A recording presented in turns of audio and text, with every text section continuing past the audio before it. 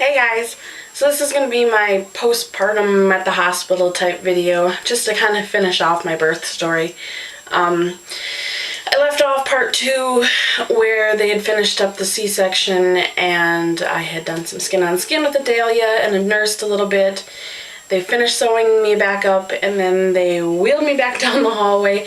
They put you right back in the same room that you were in to start with, which is a really nice change.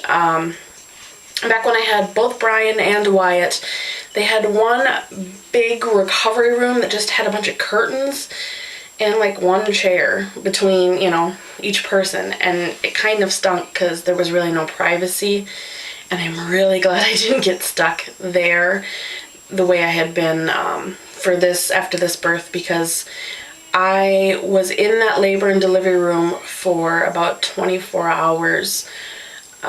My blood pressure it got better than what it was before the C-section, but it still wasn't great. It was still in the like 150s over 90s or 100s, or I don't remember anymore. But it wasn't good. And they hooked me back up, put me back on the magnesium to try and bring it down. Unfortunately, the magnesium just wasn't working. So basically, they gave me that stuff, and I felt like hell. Maybe it kept me from getting too high too fast and actually having a stroke, but it never really brought my blood pressure down to a normal level. But yeah, they made me stay in that room for the next 24 hours so that I could be monitored and continue on the medication, and just so they could kind of keep an eye on me. The magnesium made me feel very warm and very, very nauseous. I was completely unable to eat for like 2 days after she was born. It was probably 48 hours before I was actually able to eat anything. And I think it was a good 24 hours after they turned off the magnesium before I felt up to eating.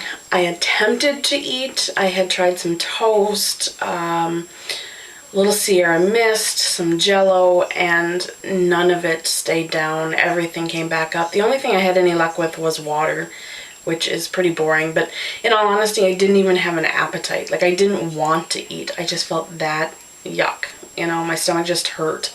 They brought me a little aromatherapy thing. I don't know if I have it in here or not, but it was, let's see if I have it.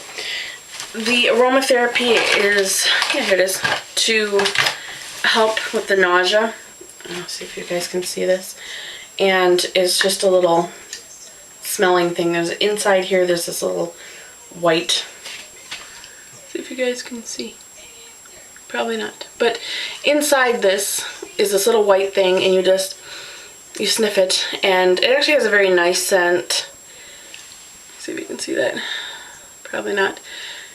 Queasy is what it's called, and you can get it on soothingscents.com, and it works. It actually works very well. It made me feel better probably about 75% of the time. I would start to feel like I was going to get sick, and I would pull that out and just smell it, and it did help. And now my bathroom smells like it. That's the only downside. It makes the whole room have an aromatherapy smell to it, so not only do you smell it, everybody has to smell it. It didn't stop the vomiting completely. There were times where the food just wanted to come back up, and there wasn't anything that was going to work. And they did give me some anti-nausea medication too, and even that, it helped, but it wasn't enough to keep me from throwing up everything that I ate and everything that I drank, except for water.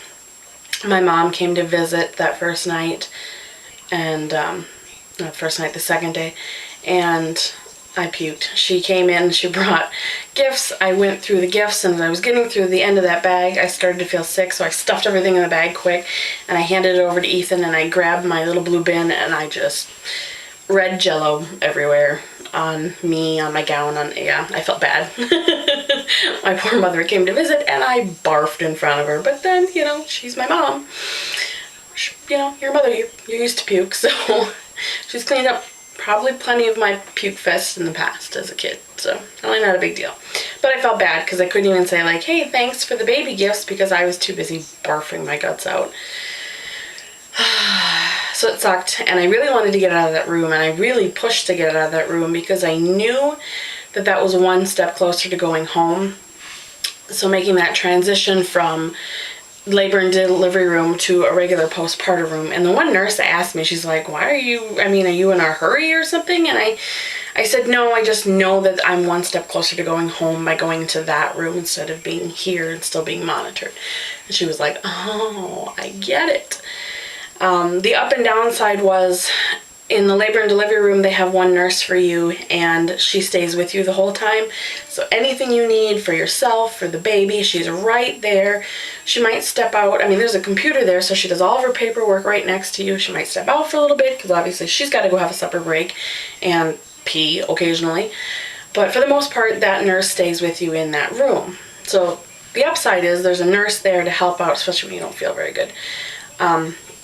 But then you don't necessarily sleep very well either because there's this strange person in your room constantly. So one of the plus sides of moving down to that postpartum room was I got a little alone time with my husband and with my new baby. So it was kind of give and take on both of those.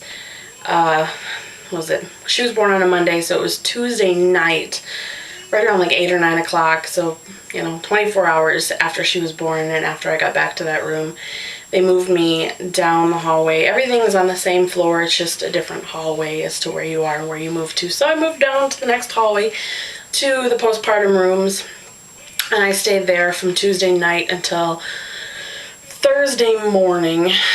Like I said, it was kind of nice because you had more alone time and you just kind of got to do whatever you wanted. I wasn't hooked up to any monitors or anything when I was in that room. I still had a hep lock in case they needed to give me medication, in case my blood pressure got really bad again. It never got really bad, it just never went back down to normal. It stayed in the 140s and 150s, and I was a little bit scared they weren't going to let me go home, but I had one amazing nurse Wednesday night. Ethan and I both thought she was the most fantastic thing on the face of this planet. If all nurses could be like her, it would, oh my God, it'd be amazing. She was so kind and so helpful and talked us through everything, answered all of our questions. And I was really worried about them not being willing to send me home, releasing Adelia but not releasing me, and me being stuck there. Because they had talked about me staying until Friday if my blood pressure didn't stay in a normal range. Like, they wanted it in the 140s or lower, and I was staying in the 150s. So I was scared they were going to keep me an extra day but want to send the baby home, and I wasn't letting her leave without me, obviously. But she was great. She said, we are not on any medication, so they really don't have any reason to keep you. And I told her, I said, I will take whatever medication they want to send me home with. I just want to go home. I hate being in the hospital. I wanted to go home on Wednesday. They told me, no, we might make you stay till Friday. So give me what you want. I don't care. Just send me home. And she said, well, they don't have you on any medication now. You're just being monitored, and I can't imagine they would keep you. And I will put in a note saying that tomorrow morning you want to be the first one to go home. And she did. She kept her word. When the pediatricians came in on Thursday morning, they said, you are on the very top. You're the very first person on our list. We were told that you want to get out of here, you want to get home, so you're the first person that we are coming to check on to make sure baby is okay to be released. So, I heard that. I was like, that's amazing. She actually told me she would do that. She kept her word, and she did exactly what she said she would. So I was in heaven with that nurse. I had sent Adelia to the nursery for about an hour and a half on Wednesday, because at that point I'd been like 3 days and no sleep. I was exhausted. I was run down.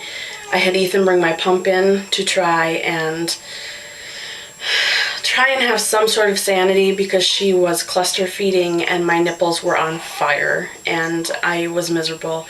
I had no intention of breastfeeding when I got home. I was going to exclusively pump for her like I did for Wyatt. So I told him to bring the pump in, and the awesome nurse was like, yeah, that's great. You do what you got to do to make sure that you and baby are happy. Hold on just a second.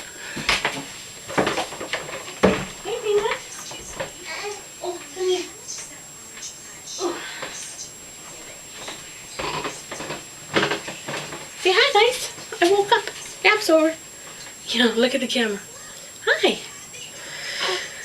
So Anyway, Ethan brought the pump up, and I pumped what I could, hand expressed a little extra when I could, and bottle fed her a little bit extra. I mean, I was still nursing her, but I was bottle feeding her when I can, and it took a little of the pressure off me and a little pressure off my poor boobs, and that really helped and really made it more tolerable, because I felt like I wasn't bonding with her. Hi baby. I felt like I wasn't bonding with her the way that I'd wanted to, because I was so concerned about nursing, and every time she would start to cry and start to root around, I would just cringe, and I felt miserable. And nobody wants to feel that way about their baby. So the pump helped. It took the stress and gave me a little relief and made me more comfortable and more able to bond with her and just feel better. And that made a huge difference I think in my recovery. That and getting to shower. But who on earth made these tubs? I mean, really, you're in a postpartum room. People who, I mean, yes, most of them have probably given a vaginal birth, but there's plenty of C-section mommies too. And these tubs were so tall, and I'm so short, and I had to climb over the edge of this tub to get in the shower, and it was like, I'm gonna end up on my face on the floor and bust my incision open. They just built this. So it was kind of like, I don't know, that was a dumb idea. Maybe it's great for the vaginal moms to have a nice tub to soak in afterwards, but if I'd soaked in that tub, it would have been up to my ears. So anyway, we got to go home Thursday morning. Yeah. We went home and everything was good. She was released right away. I was released. One of the other OBs I had seen kind of the last couple appointments that I had, she came in at like 6 o'clock in the morning, and she was like an angel. I mean, I was asleep. Adelia was at the nursery at that point, and I had been asleep when she came in, and so I wasn't fully understanding what was going on when she came in, and she came over to my side of the bed and was talking to me, and I was just like, oh, it's an angel at my bedside. She just told me I could go home today. So I thought that was funny, but I was happy to see her. She came in. She's super nice. Really makes me feel comfortable, and it was just nice to hear you were going home. So we talked quick about being released and about what my birth control options were and what my plans were, and we talked about the IUD that I intend on having put in about 3 more weeks. 2 or 3 more weeks, I forget when my appointment is. Shortly, I will be having an IUD put in because we are done. I wasn't ready at the time of the surgery, and they asked if I wanted to have my tubes tied while they were in there, and I just wasn't ready to say yes. Everything was so chaotic and so scary and happening so quickly. I wasn't ready to make that particular decision. And I don't want to go back in and have another surgery right now. Maybe in a few years, but for now we're gonna go ahead and do the copper IUD, the Paragard, just to give us birth control we don't have to think about. And as much as I love these little peanuts, I think we're done. I don't think I want any more. And it's not that I don't want another baby, it's that I don't want to start over again with the sleepless nights. And you get them to like Wyatt's age, and they're so great at that age, and there's so much they can do, and they're so much fun. And as cute and adorable as little itty bitty babies are, they're a lot of work. And I'm tired. Last night was the first night, and I mean, she's 4 weeks old now. And last night was the first night I got decent sleep and got consecutive hours of sleep. So, and I think we want to start over again. So I told the doctor that we were doing Paragard, at least that was our plan, the copper IUD, and she said she thought that was an excellent idea. That was probably the best idea for me, for what I wanted birth control to be. I don't have to think about anything. I don't have to do anything. And it's good for like 10 years, so I can just kind of forget about it for a while. And in a few years, if I decide, nope, we're done, well, I know we're done. But when I decide I'm ready to have the surgery to have my tubes tied, it pops right up and we can just go ahead and get that done. Yeah, I think somebody's hungry. Are you hungry? You smacking at me? Yeah? Alright, well, I better let you guys go. Peanut here is getting hungry. You say hi. Say, I finally have a shirt on that says something about mommy. Everything says daddy on it. Alright. Thanks guys for watching. Thanks for holding on for 3 whole parts to get this birth story told. It was wild and scary and kind of one of the reasons I think we're done. I don't think I could handle another C-section. I know I can't handle another 4 days in the hospital, and this is my, you know, basically my 3rd pregnancy where things just kind of went crazy at the very end. Everything was great, and then bam, something bad happens and things get scary, and it was too scary this time. Too much of a rush and too much of a health concern, and my pregnancies are awesome, but my births are a little scary. So I'm done. But again, thanks for watching and thanks for hanging on. I am gonna go feed Peanut here. Let's go have some num-nums. Say bye. Thanks for watching. See you soon. She's like, yeah, whatever. Just feed me one. Bye guys, thanks.